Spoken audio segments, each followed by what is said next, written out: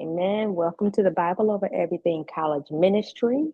And we are so excited to have Elder Damon Drew with us today. And before we get started with his introduction, I want to invite everyone to join us for our Zoom power calls during the 2000 during the academic year. And we have our Zoom power calls every Saturday during the academic year from at 11 a.m. Eastern Standard Time. However, you are welcome to locate your information on our flyer, or your time zone on our flyer, so that you can be involved with us for our Zoom power calls. And I do want to invite you to also follow us on our social media pages at BOE College. That is at BOE College on Facebook and Instagram, and also our YouTube channel. Please like and subscribe, comment on our videos. And this video will be recorded, or is recording now, and so it's being uploaded to YouTube. So we thank God for Elder Damon Drew, and I am going to go ahead and get started with his introduction.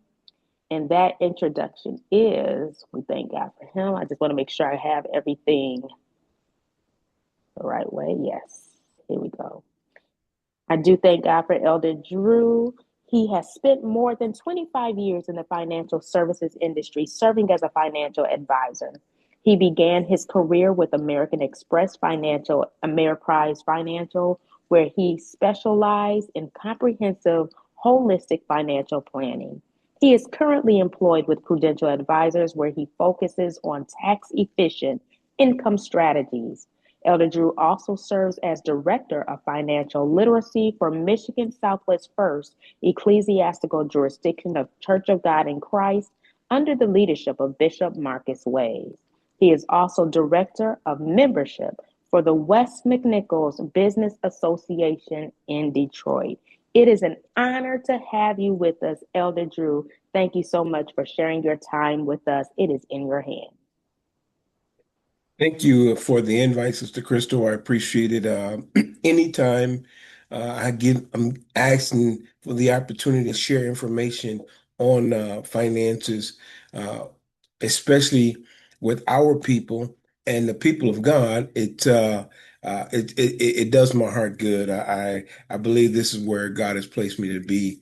And to all those that have joined in, God bless you all. Thank you for joining with us today. We're going to share some information. Sister Kristal mentioned, and listening to her in the beginning, that she didn't want it just to be for a college student. However, my presentation is a duplicate of last time. However, I will share information for all age groups. To those that are here, I have presentations for just about any subject matter financially that fit who you are.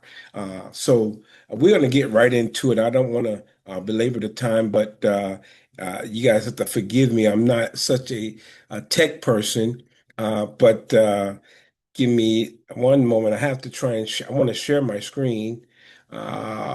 Give me a moment.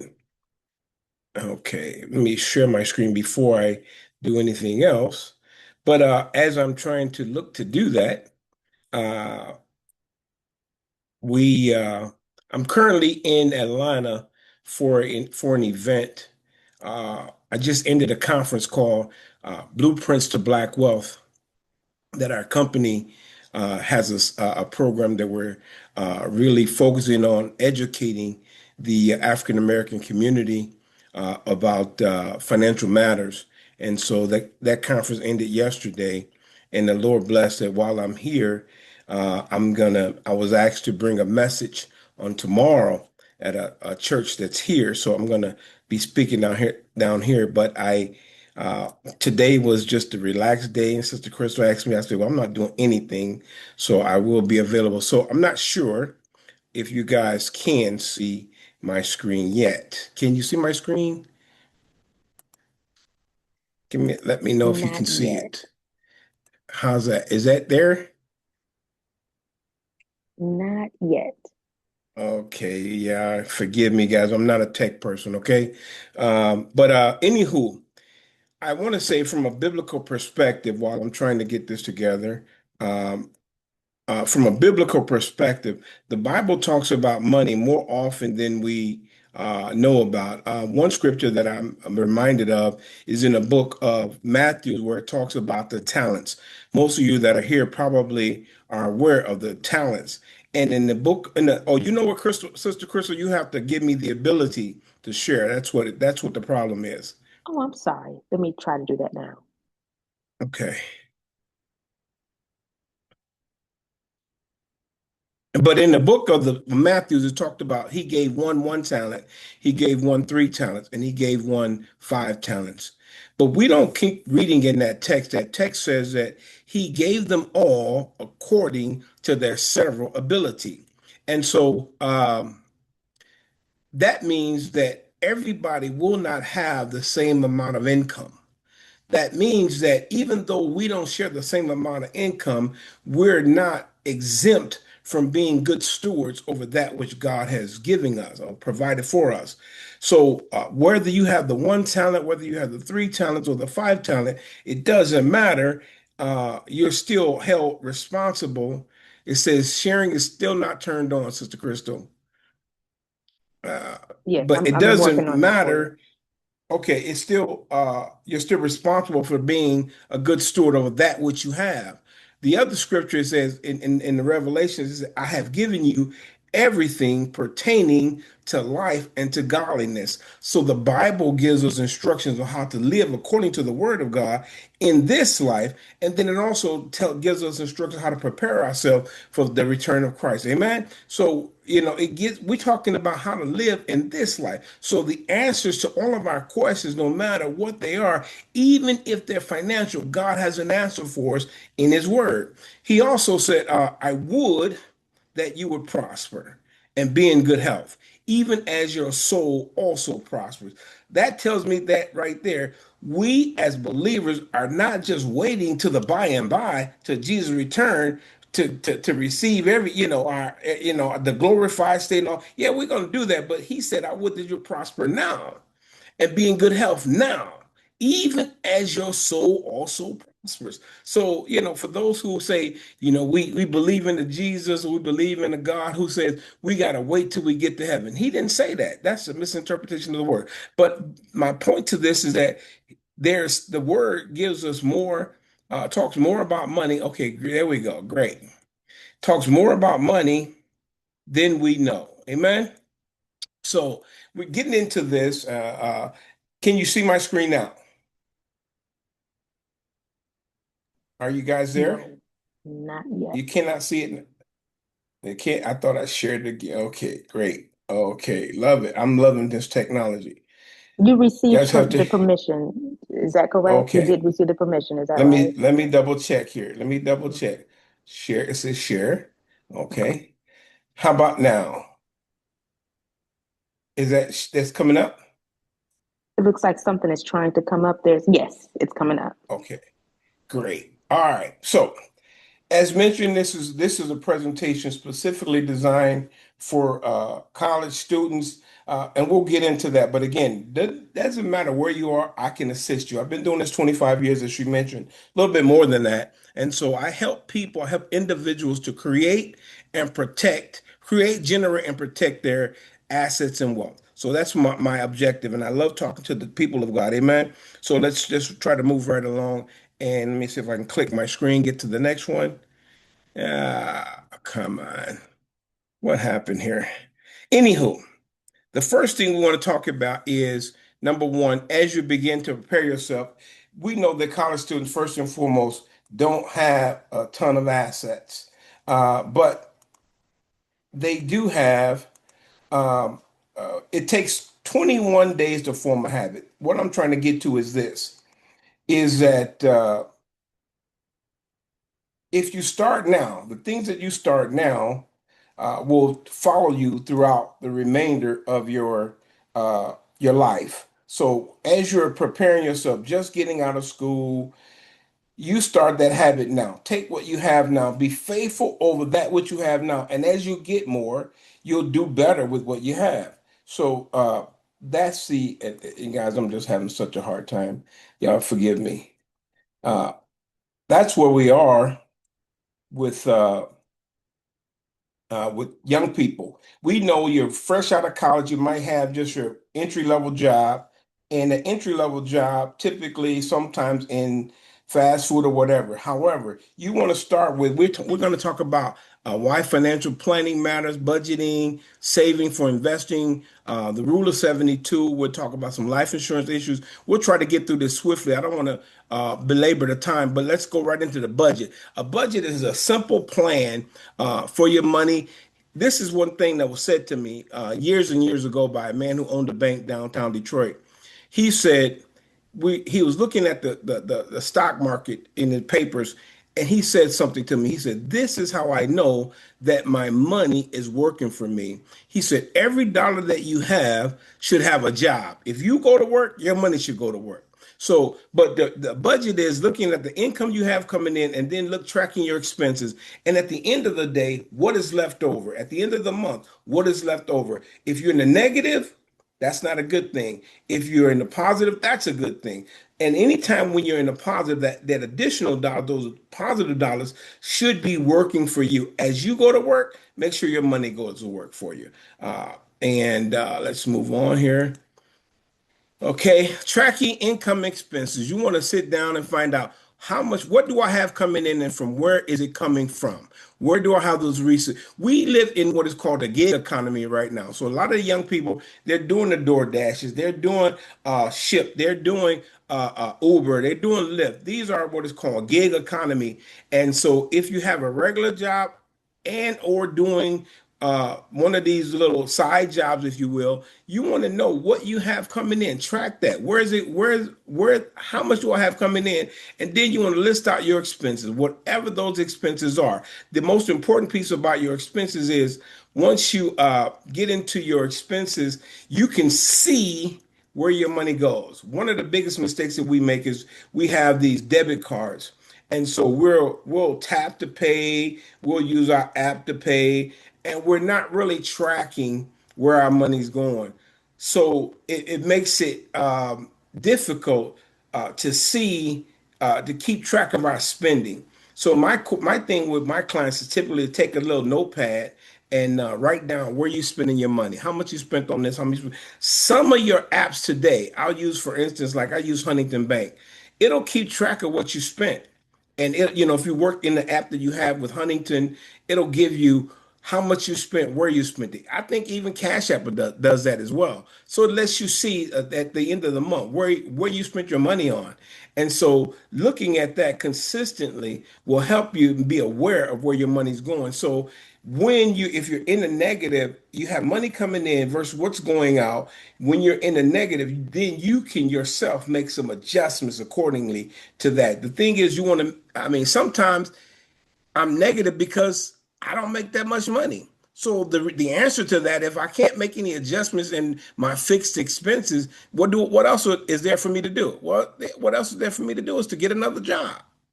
Sometimes that's just the answer to the situation. But smart budgeting tips is, again, using the budgeting apps. You got things like Mint or Every Dollar. There's an app that's called Every Dollar that you can use. You can follow what is called the 50-30-20 rule. And we'll talk about that. It's that 50% of your expenses of your income should go toward your needs. 20% should go, or 30% should go to their wants, and 20% should go to savings. I say this to people, especially people of God. Minimally 10% should go to savings. Why do I say that? Because the church believe you need to tithe, right? If the church believe that you need to tithe and you paying your 10% faithfully, you give God 10%, give yourself 10%. You should give yourself 20, but give yourself 10% minimally. And if you put that 10% away consistently, you won't pay any attention that you'll be comfortable, get comfortable living off of the 80% that's remaining in your income, from your income rather. And avoid impulse spending. That's a big one. How many of you have went into any store and at the checkout counter, they have these little racks of everything in the racks, stuff to buy. How many have done that? You've gone into the store, you finish your shopping, now you're in line, and they got these racks near the checkout counter. Why? Those are high high earnings, the high dollar amount earnings for that particular location, that particular store, and they want you to buy that impulsively. Oh, I need this chapstick. Oh, I need this gum. Oh, I need this candy. Or I need these fingernail clips. Whatever it is, that's called impulse spending. And you buy those things without even thinking. So you want to avoid impulse spending as much as possible. Then review your budget every month. Working with the West McNichols Business Association, the president of the organization, he always talks about PDCA. PDCA, plan, do, check, and adjust. What that means is have a plan, put your plan in place, work the plan, check the plan, and adjust when necessary. Wherever it is, we need to make adjustments. Let's adjust when necessary. So after that, what happens is oftentimes when you look at your budget, sometimes we see that if we're not making enough and we still need money to take care of different things, we use credit. Credit can be good and it can be bad. It can be bad when you allow the credit to work you instead of you working the credit. So credit is just borrowed money that you must repay with interest. Here's the thing that I want you to think about. What interest rate are you paying to borrow that money? Let's say you're paying 20% interest on a credit card. You go to a store, your favorite store, and they have a sale on an outfit that you like, and the sale is 30% off, right? So you don't have the cash, but you use your credit card. So you buy a few items on sale, 30% off with the credit card. If you don't pay that bill off at the end of the month, you might as well have paid full price because you're going to add interest to the bill or that what you charge. Okay, so you might as well have paid full price. So credit is money that you borrow that you must pay back, and you're paying somebody interest. And if you own a credit card companies want you to use them. If you're not using them, credit cards will lower your credit limit or they'll shut your card off. Why? It's not because you're bad, it's because you're not using it. They want to make money off of you. They want you to use the card. So what do? You get a credit card, and if you use the credit card, pay it off in 30 days. And another thing about credit card is if in fact let's say they give you $1,000 limit. You should never charge more than 30% of that limit. If you charge more than 30%, that starts bringing your credit score down. Anything more than 30% of your available credit brings your credit score down, and that affects your ability to get a loan in the future because your credit score begins to decrease. The common types of credit is credit cards, student loans, auto loans, buy now, pay later. I'll talk about that just quickly. Buy now, pay later. Uh, you know, if you, for instance, I tell you, Best Buy is great at that. You can get a line of credit with Best Buy. You pay not buy now. You have 0% credit. Or you just pay it off at a different time. If you miss that 0% time, all of the interest you should have owned will come flooded back. So you really have to watch these buy now pay later kind of programs and or the 0% interest programs. You got to watch those carefully that you don't end up in a bad situation. Uh, so why credit matters? Again, I mentioned that up front. It lowers your interest rate, or it lowers your credit score. It affects the ability to be approved for apartment living, or housing, cars, things of that nature. And it also, if your credit is not well, you have to get a cosigner. And a lot of people don't want to co-sign because you affect their credit. And it's not a great thing for you to co-sign for someone else either, but it happens sometimes and you take faith in other people. But you want to avoid that altogether by building your own credit and watching and monitoring what you do. Also, in the city of Detroit, specifically, or the state of Michigan, your credit score matters as it relates to car insurance. It shouldn't. That's a whole different story. We won't get into that, but it matters as it relates to car insurance. If you have a bad credit score, it lowers, your lower credit score, it increases what you have to pay in auto insurance. Makes no sense because your credit doesn't drive, you drive. But anyway, we want to keep going. We talked about your fight. We talked about the how your we talked about credit overall, but your FICO score, this is how it breaks down. 35% looks at your payment history. How well am I making my payments? 30% look at credit utilization. That goes back to what I said. If you have a credit line of $1,000 and you use more than 30% of that line, that's called credit utilization. 15% looks at your credit history and the length of time you've had credit. So if you had credit for a long period of time, it only covers for 15% of your FICO score.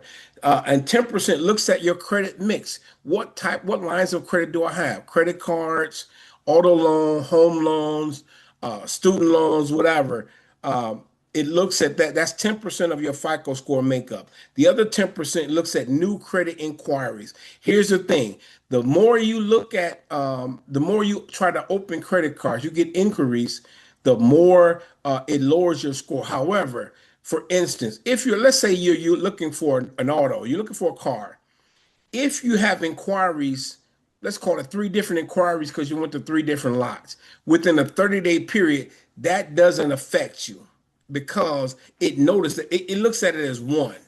But me on a personal level, what I have done in the past is if I'm looking for a car and I get approved with one place, but I don't find a car where I'm looking, when I get to the next lot, I say, hey, listen, I was approved through Ford Motor Credit. I'll just use them as an example. Do you guys use Ford Motor? And most of the time, if they do, they'll say, yeah, we do. So can you just go back through them? This way, I don't have the problem of your inquiry going back through. You can just look at what I'm already approved for.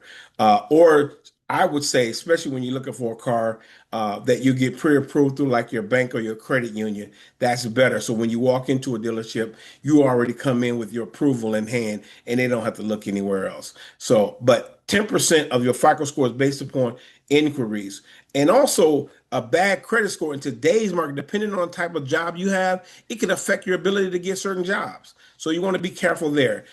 So the other thing is saving versus investing. Are you aware that there's a difference between saving and investing? The difference is in saving, you're putting monies away for a rainy day. Simple as that. It's not sexy. You don't make a lot of return on that money, but it's there. The purpose for saving is if life happens. I tell people all the time you should have an emergency fund. 3 to 6 months of your overall expenses should be in a savings account, meaning it's not going to earn a lot of money, but you want accessibility. Any event, life happens, I need to be able to get to that money. Investing is putting the money in the market to grow, hopefully greater than the rate of inflation. And if you know anything about investing, the market goes up and down consistently. And if you're investing without having savings, the only other pot of money you have is your investment account. And the moment life happens, and we know it will happen, the moment life happens, the only place you can get money from is your investment account. And if it happens to be a down day for you and you take the money out the market, you have really actualized your losses. The rule in investing money is buy when the stocks are low and sell where they're high. If the market is down the day you need it and you don't have a savings, you actually sell when the market is low, and so you lose money doing that. So it's important that you have money in a savings account for emergencies and opportunities. So there's a difference between saving and investing. And again, if you have questions, we're going to try to get through this. So if you have some questions, we can share with you. We can answer those questions at the end. Now, when to save? Say, like we talked about saving for emergencies, 3 to 6 months of your expenses. Let me say the recent situation we have in our country right now with the partial shutdown of the government, the TSA people, a lot of people quit their jobs because they weren't getting paid. Understandably, I'm not knocking them. I'm not saying anything wrong. But in that scenario, if they had 3 to 6 months of savings, even if they had quit, they would have been okay to continue to make their payments, their bills, and things of that nature to live off of. But when you have no emergency savings, you're just, you gotta quit. You gotta find some other place to to get revenue in order to meet your expenses. The pandemic was another example. Most people don't have at least $400 in an emergency fund. Look at your expenses, total your expenses up. You need to have in a safe savings account at least 3 months of living expenses in order to cover you in the event life happens. Short-term goals, if you're planning a trip, one of the things that I did with my family, when they were coming up, is I would save for a trip. My kids always thought it was interesting how when we went on vacation, I was free with them in terms of money. I gave them money, because when we were at home and we went on vacation, Dad, can I have? Dad, can I have? I said, do you need that? I don't have the money. No, I mean, it was always a challenge to get money from me. But when we went on vacation, I was free to give them money. Why? Because I had prepared for that. I saved for that. And that money was designed just for that trip. So it wasn't invested, it was in a different account. So I know when we get ready to go, I'm pulling all that money out and we're going to use that specifically for that vacation. So short-term travels, you want to buy a home, you want to have money set aside for your down payment. Whatever your short-term goals are, that's what you want to save for. That's saving. All right. We're going to try to move forward here. Let's see. Now, when you're investing, again, the whole purpose of investing is that your money will outpace inflation. Some of you all that are in college, you might not know this, but those of you that are on the line that are older, think about the very first car you bought. If you ever bought a new car, think about that car. I say my very first car purchase was brand new car was in 1986. It was a Ford, those Ford sports car cost me $14,000 brand new. Today, that same vehicle, brand new, would cost me well over $60,000. This year's model would cost me well over $60,000. What am I trying to say? What I'm trying to say, with the cost of living and inflation, things go up in price. You want to make sure that when you're investing, you're keeping up with the rate of inflation, because the dollar in 1986 is not the same dollar in 2026. So you want to grow at the rate of inflation, or in most cases better. So that's when you want to invest, to make sure that you're outpacing inflation and preparing yourself so that your dollar today will meet today's expenses. I hope that makes sense to someone. Uh, the next thing is, again, you look at saving versus growth investing. The dark blue shows you savings, and then the teal green shows you investing. For short term, uh, you're going to make a little bit more money in your investment account, just short term investing. But over time, if time being your biggest factor, your savings account, for the most part, you're going to earn less than 3% for overall savings account investing. But in an investment, if you look at the stock market, and I'll use the S&P index if anybody don't know what that is. The S&P index is a measure of, it measures the top 500 companies in the country and their performance. But if you look at the S&P index over any 10-year period from 1940 to 2025, the average 10-year rate of return on the S&P index was 11.5%. Now, it's going to go up and down. It's going to have some tough years, but the average rate of return over any 10-year period of the S&P index has been 11.5%. That's not the same as savings. Savings will be consistent. It will be, again, anything below 3%. If you get 3% in savings, you're doing really good. But mostly somewhere seriously, between 1 and 2% is what you're getting in a savings account. And time being the biggest factor, you will always outpace when you're investing your money. And this is where I hope the next slide will tell me the rule of 72 comes in. It is perfectly. So the rule of 72, anyone on the line heard of the rule of 72? I don't see your hands, but that's okay. I'm going to give you what the rule of 72 is. The rule of 72 simply says take the interest rate that you're earning, divide it into 72. That's how long it'll take your money to double. Let's use an example of $1,000. You take $1,000, you earn, and I'll just say you earn, call it 6%. 6 divided into 72 divided by 6. Anybody know the answer? If you're on mute, take yourself off and give me an answer to that. 72 divided by 6 is what? Anybody 12. willing to? 12? So that means that $1,000 will double every 12 years at 6%. Now, let's take the same $1,000 and earn 10% rate of return. 72 divided by 10, how long will it take that $1,000 to double now? About 7 years, right? 7.2 years. 7.2 So if years. if your $1,000 is doubling every 7.2 years, will you have more money at 10% versus the 6%?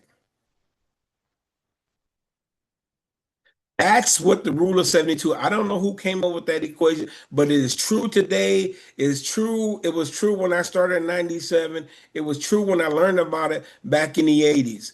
You take your interest rate, divide it into 72. That's how long it'll take your money to double. And here's an interesting fact. Every 30 years, the cost of living triples. I'm going to repeat that again. Every 30 years, the cost of living triples. Where do I find that statistic and how do I know that? The average inflation rate, the average inflation rate is 3%. 3% every 30 years causes the economy to triple, or the cost of living triples. So 30 years ago versus today, let's look at, if you're on the line that you're over 50 years old, over 40 years old, what do you remember? Just answer this question for me. What do you remember the cost of a postage stamp when you were 15? Anyone?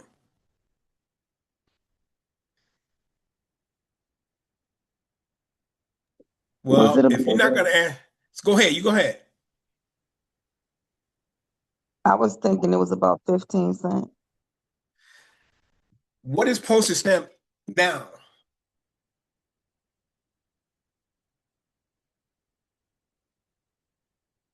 It's going up in the next month or so to about 95 cents. That alone, just postage stamp, is telling you the cost of living is constantly increasing. So you want to make sure that when you're investing for the future, that your monies are keeping up with the rate of inflation so that you can continue to live. Make sense? Okay.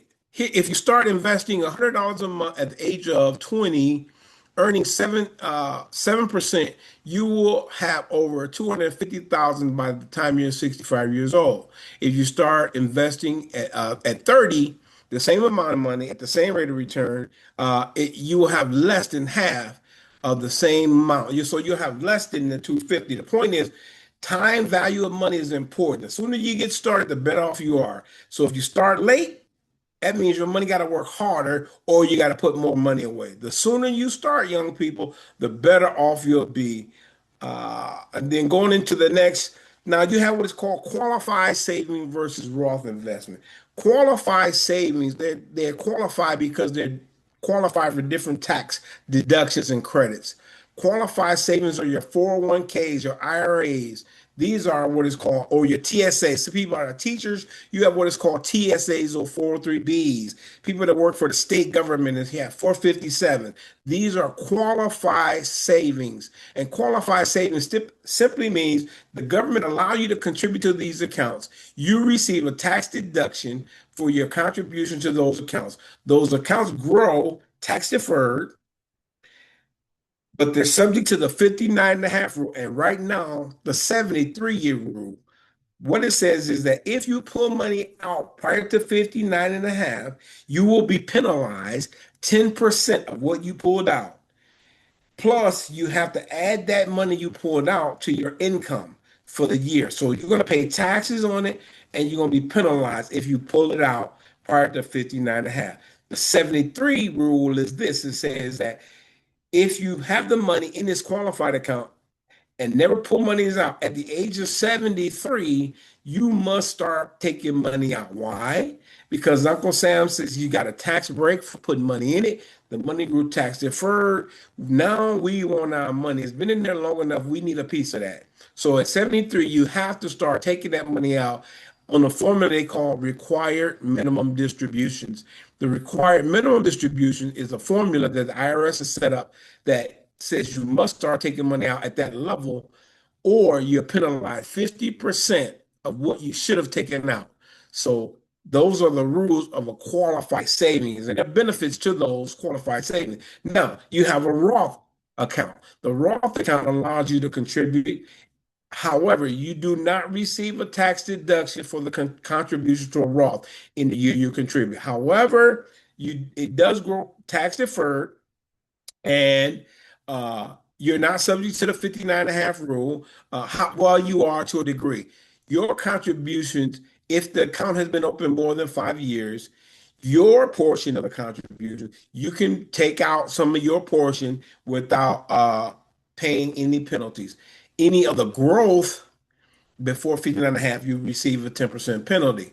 However, after 59.5, the contributions in the Roth, all the money in the Roth after 59.5, you're not subject to the 73-year rule. You can leave it in there forever. You're not subject to it. However, when you pull money out of the Roth after 59.5, every dollar you pull out, your contribution plus your growth is completely tax-free. That's the difference between a qualified and a Roth investment. I hope that helps somebody make sense to you. Let's try to get to the next slide.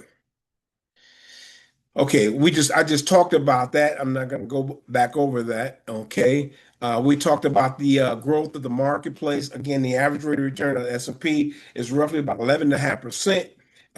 So we're not going to get into that at all. Now, and we're right at the end. So the key takeaways: start budgeting early, start saving early, pay yourself first. Pay yourself, pay your tithe. I'm not your pastor, but I bet you those of us that are church folk, the pastor's gonna tell you to pay your tithes and then pay you, right? So those are some of the things that you want to do. Use the rule of 72 to understand your growth rate of return, and then also making sure that you're setting aside money in an emergency fund because life will happen. Take advantage of the time and diversification. Time value of money, meaning the more time you have, the more aggressive you can be in your investment, right? And then make plans for your future today. So have in mind, where do you see yourself in the next 5 years, 10 years, 15 years, whatever it is. When you put a plan together to accomplish those things, you're more likely to achieve those objectives. But if you just kind of let life happen, you're subject to whatever life gives you at that moment. But when you have a plan, remember what I said, PDCA, plan, do, check, and adjust. So that's really the bulk of what we have to say on this. I'm sorry. Let me back up. I did go too far. I want to talk about life insurance quickly for those who need to understand. There are really two types of life insurances out there: permanent and temporary. Term is considered temporary insurance. Temporary insurance, term insurance, is the most inexpensive type of life insurance on the marketplace. Why? Because it's designed to be what is called pure coverage. You pay a premium, and if it doesn't build any cash value, if you pass away, you get a death benefit. That's it. Term is cheap. That's it. However, the thing about a term is they come in terms, different terms: 1 year, 5 year, 10 year, 15 year, 20 year, 30 year. Whatever that term is, your premiums are locked in for that term. At the end of that term, in reality, that term policy expires. Most insurance companies have what is called guaranteed renewability. Guaranteed renewability says this, that if in fact let's say you purchased a policy 20 years ago, and the 20 years is up and your term is up, your policy expires. However, we're guaranteed that we'll renew this policy without you having to go back through underwriting. And we know that in 20 years, anything can change in your health, right? That being said, they guarantee they'll renew without you having to go back through underwriting. However, you're 20 years older. Guess what? They're going to charge you not the same premium you paid the first 20 years. They're going to charge you at the age you are at that point, right? So it's going to increase. In most cases, what I've seen is that the premium typically almost triples in what it was when you first started that policy.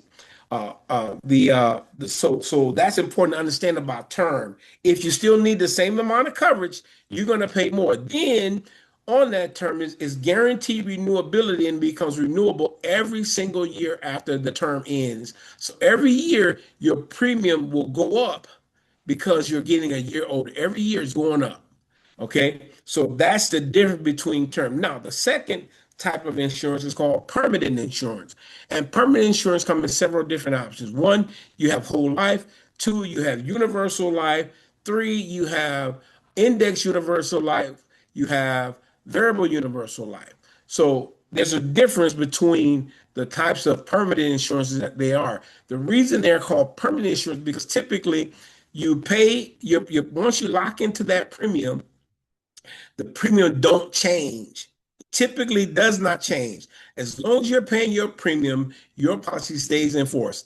But on the other side, you have cash value, and the cash value growth on those permanent policies are based upon the type of insurances that you have. Whole life grows different than universal life. Universal life grows different than index universal life. Index universal life grows different than variable universal life. So their cash value growth is different on all those aspects. However, the premium on those policies typically never changes as long as you don't have any loans against the policy. Those premiums stay the same and the policy never expires. It never, like the term, it never expires. However, if you have a loan against the policy, that you could cause that policy to lapse. But it's permanent. And the good thing about it is because the premium is permanent, whatever happens in your life after you have been qualified for this insurance and is in place, it doesn't matter. Your premium doesn't change. You have locked in your insurability. So, you're 25 years old, you buy a permanent life insurance policy, you pay that premium. By the time you're age 55, you are diagnosed with cancer. It doesn't matter. You still have your permanent policy. You don't have to report that to the insurance company, nothing, So that's the benefit of a permanent insurance policy and I always ask young people this question, and those of you that are older than 30 years, 35, 40 years old, you may answer this question. Is there a study, and you can show me the study, if there's a study out there that says the older you get, the better your health becomes? Somebody please tell me if that's a study they know about. Nope. Okay, it's not. The older you get, the more likely your health changes and begin to decline. So the sooner you lock in a permanent policy, the better off you are. So there's a difference between term and permanent. So you want to start early. Again, we talked about takeaways. You want to start early. You want to save for emergencies. You want to get you some life insurance. The sooner you get it, the better off you are. And you want to take advantage of time, value of money, and diversify from a position of asset class as well as tax diversification. That's what you want to do, and that's how we can help. Now, again, I've been doing this since 1997. I'm always willing to sit down with anyone where it doesn't matter where you are. If you're beginning, my role is just to help you to begin to grow from that perspective. If you're somewhere in the middle, my role is to help take you to the next level. If you're closer to retirement, my role is to make sure that you're set up effectively so that when you retire, you can, number one, remain retired. Number two, you can transfer those assets to your beneficiaries as tax efficiently as possible, and also address the cost of living in retirement. So that's my role, and also to protect your assets, making sure that you have all the things in place to keep what you have. It's not how much you make, it's how much you get to keep. And so that's what I do. And I offer to everyone on the line, if you would like to reach out to me, I'll give you a free, if you have policies, you want a free evaluation of your life policies, I'll look those over for you at no cost. I am a licensed fiduciary. I'm a licensed stockbroker. I'm licensed to do mutual funds. I'm licensed to do health benefits, so I'm fully licensed. And my role is to tell you what you have, what's working well, why it's working well, what's not working well, and why it's not working well. So if you have an investment portfolio you want reviewed, talk to me. I'll do it at no cost for you, and we'll just go over what works well and how we can improve on what it's doing. That's my time. I've gone beyond my time. So if you have any questions, now's the time to ask those questions. Thank you, Sister Kristal. I appreciate your invite. Before we stop the recording, I wanted to ask you, do you mind, and please take your time. I took 20 minutes of your time. So please, It's I wish okay. I could have said that to you earlier. I didn't know that you were rushing through it. So I apologize to you. No, that's But fine. I'm not sure, you may have mentioned this, but and I missed it, but can you go back over annuities? Oh, we didn't go over annuities, but annuities, let me share that with you. That's a good question. I'm glad you bring it over. Annuities were originally designed for first of all, they were designed for small business owners. The reason they were designed for small business owners because small business owners did not have a HR department who set aside a pension for them, right? So if you have a pension is an annuity. Really simply, if you know anyone receiving Social Security benefits, it's an annuity. It's just what it is. So annuity takes money in a lump sum. And y'all forgive the lighting on my camera. I'm at a hotel in Atlanta, and I just don't have the greatest light. But annuity takes a lump sum of money invested over time, and then when you get ready for income, you turn the income on in what is called annuitization. So you create an income stream. In some cases, it can be time specific, meaning I want a 10-year certain or 20-year certain that I receive that money back in those periods of time. Or you can say I want it over a lifetime. So annuity was designed to create income stream for small business owners, but it's also beneficial to other people. All the monies in your annuity grows tax deferred. You have fixed annuities, you have variable annuities, you have index annuities. There's a plethora of annuities that are out there. So they grow over time, tax deferred, but when you pull them out, they're still taxable unless you're in a Roth and it's untaxable. But they otherwise, you don't get any tax breaks for contributing to a non-qualified annuity. There's qualified annuities and then there's non-qualified. Most teachers have a TSA or 403B that are annuities. So those are qualified annuities. And again, they are designed to create an income stream in retirement. And that's just the bulk of them. Now, a lot of them today have different writers, different nuances to them. I broker over 40 different companies, and I was never really, really big on annuities until I began to learn more about the advantages of, and also when I first started in the industry, annuities had really high fees. I said this before, and I continue to say this. It's not how much you make, it's how much you get to keep. But if you have high fees, your company is eating away at my earnings, and it's not really beneficial. So I really wasn't uh, real thrilled about a lot of annuities until the industry began to change. So the fees have come down. In a lot of cases, there are annuities with no fees. Then not only that, they have what is called surrender charges. A surrender schedule saying the insurance, because annuities are owned by the insurance companies. A surrender schedule say we're going to take your money and we're going to hold that money. If you pull the money out too soon, we don't get to make enough money off of it. So we're going to create a surrender schedule penalizing you for pulling the money out too soon. That's really what a surrender charge is. Some of the annuity companies have very long surrender schedules. Again, that was something I wasn't impressed with. But today, a lot of those annuities now have come down quite a bit, and the cost internally have come down quite a bit. Annuities can be a great way to protect your wealth and to create income stream for you in retirement, even whether you're a business owner or not. But that's what they were originally designed for. So if you know anyone I love people telling me I don't like annuities. I said, do you have a pension? You do. Okay. Do you have Social Security? You do. Guess what? You have annuities. I just want to let you know that. But that's really what they are. So anyway, I hope that answers your question, Sister Kristal. Absolutely, it sure does. Thank you so much. I do want to ask you, do you serve outside of the state of Michigan as well? Or if so, I do. Yes, I do. okay. And I wanted to know, how Mhm. can we get, before I stop the recording, and you give me give the information you'd like to share on the recording, but how can we get in touch Okay. with you? Well, you can call me. My office number is 248-688-3667. 248-688-3667. That's my office number. If you want to, you can reach me also by cell phone. My cell phone is very similar.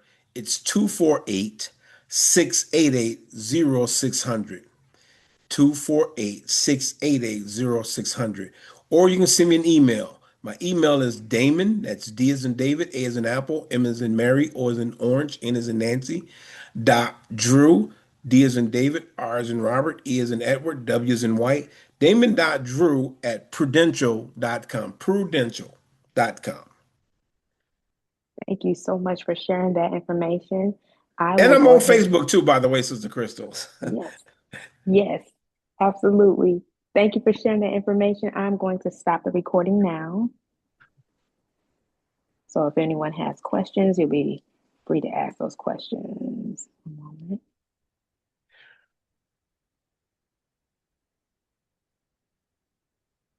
Any questions? I had a question.